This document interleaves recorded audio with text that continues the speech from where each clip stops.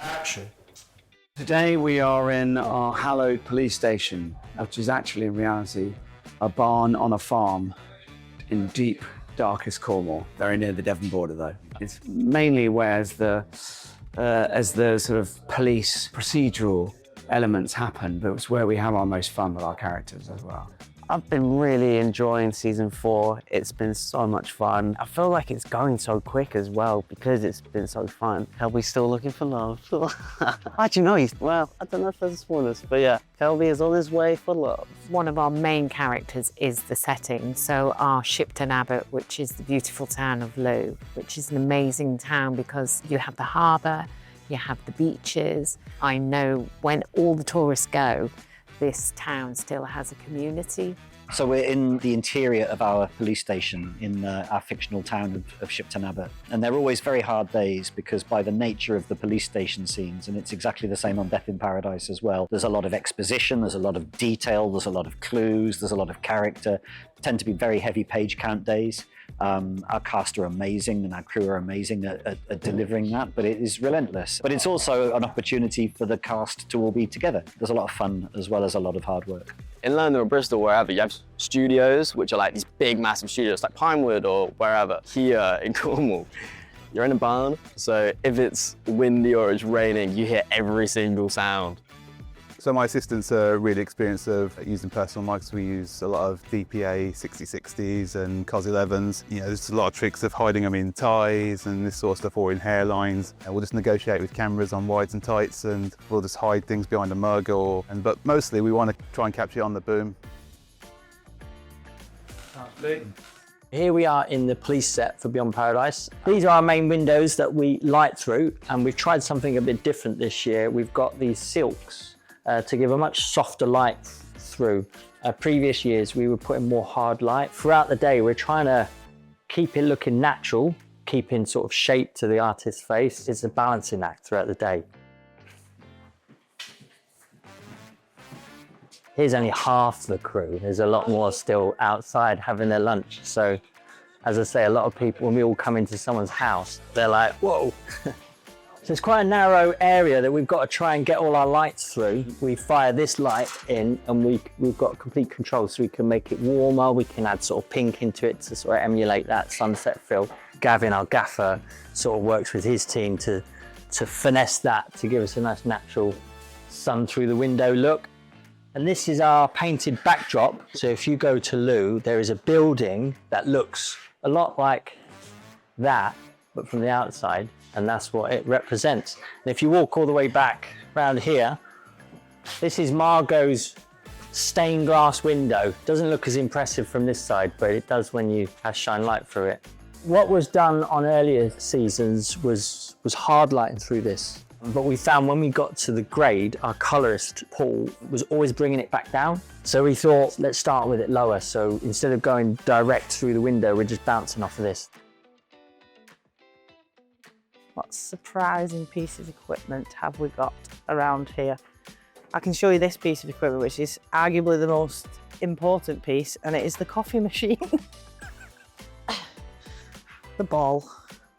Not for playing catch, for putting on the bottom of stands, on the end of flag arms to stop people walking into them.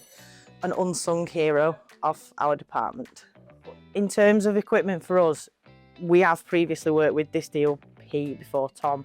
So we kind of know what he likes. So it's a conversation that will happen between the gaffer and the DOP to find out what we require. A gaffer I used to work with once told me it's better looking at it than for it. We have a lot of fun filming in lots of different locations, showing off the beautiful Southwest, Devon and Cornwall. Film units are big things, you know, over 100 people, lots of trailers, lots of trucks. So we're like a huge traveling circus, really, causing mischief wherever we go. I've been doing a lot of chase scenes between takes. I sometimes get a little wander around. It's a lovely spot, especially during the summer. So come around the West Country, guys. Yeah. It's just everywhere we go is amazing. It's just beautiful sights everywhere. What do the audiences not know about the making of a show like this? Well, Felicity Montague is an absolute nightmare to work with for a start. What? Oh, sorry, Flick. I didn't see you there. I'm so sorry. No, she's a joy. I love her.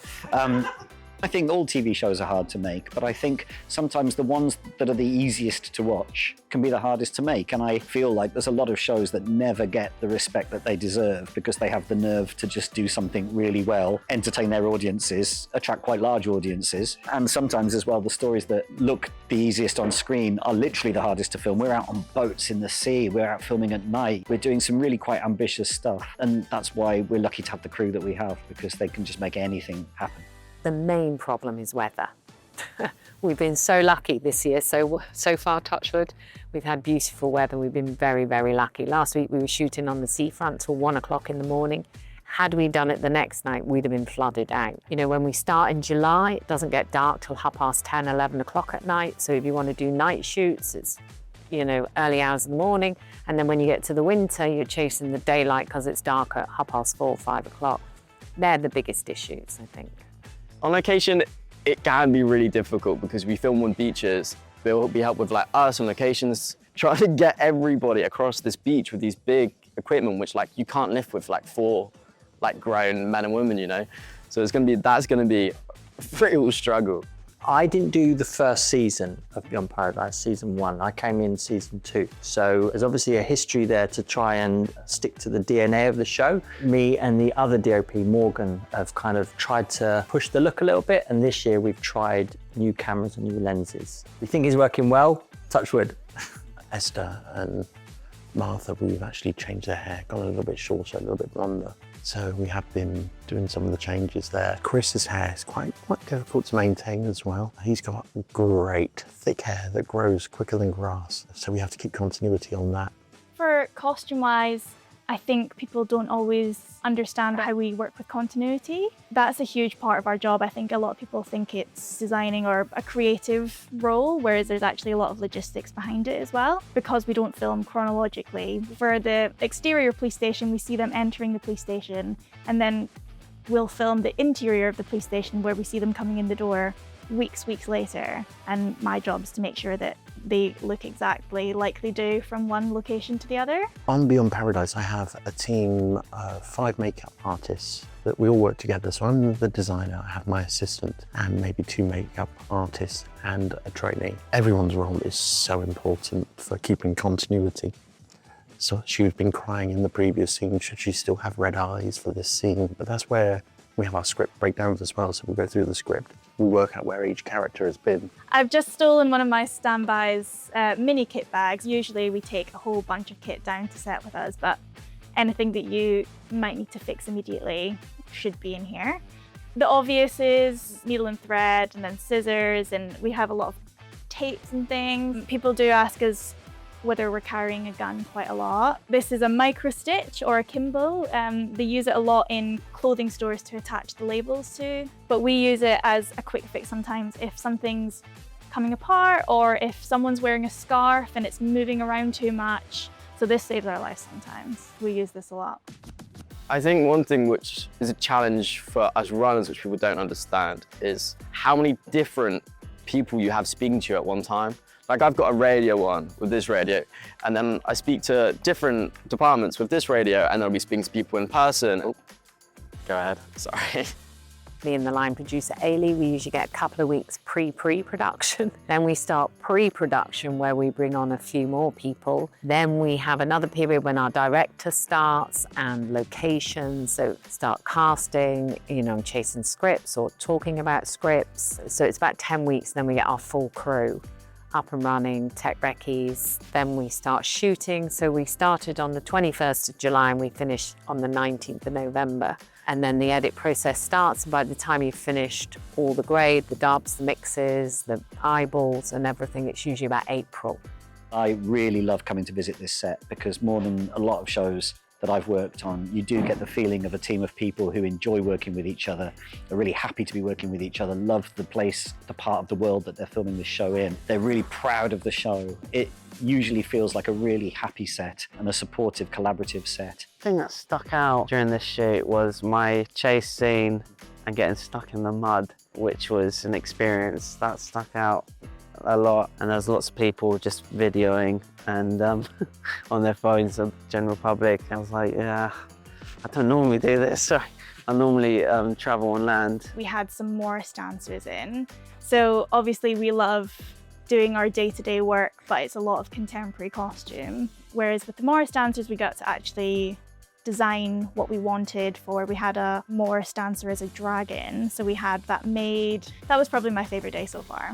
Beyond Paradise is such a special show. It's got such a familiarity involved with it.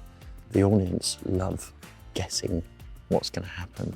It's just got all those ingredients of being wholesome, but like gripping and entertaining, the storylines and the character development, and all of those mixed into one just makes for like a great show in Beyond Paradise. The fans can expect from this series more great character arcs in terms of the main characters. Lots of brilliant crimes and the puzzles to solve. I think that's part of the great appeal of the show, is the intricacy of the puzzles and how people can sit down and work them out together. And so there's lots of that. And it's fun, you know, the show's fun. It continues to be fun for everyone who works on it, as well as I hope it is for everyone who watches it.